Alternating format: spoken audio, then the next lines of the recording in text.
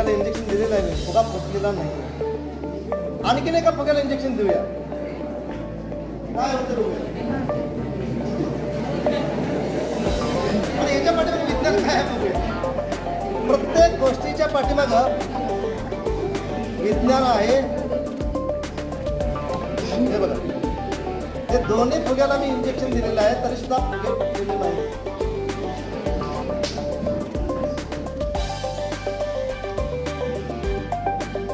तुम्हाला जर त्याचा आकार दिसेल, जरा जास्त जोरात फिरवल्यानंतर तुम्हाला त्या पृथ्वीचा आकार कसा येतो तुम्हाला इथे दिसेल.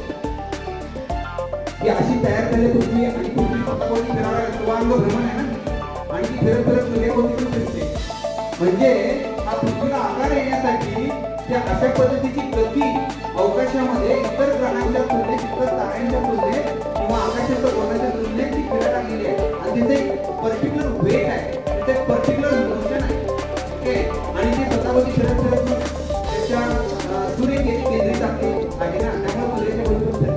मग असं या ठिकाणी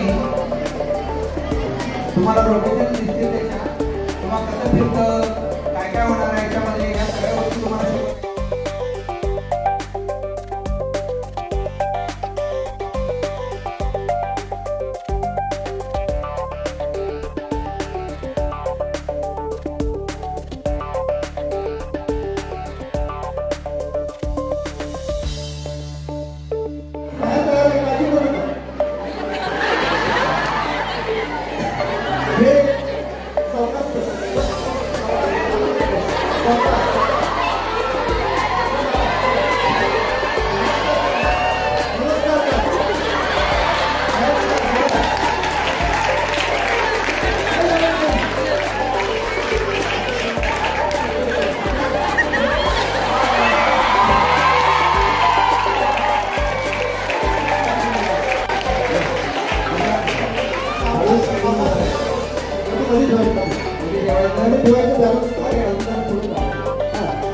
Deus.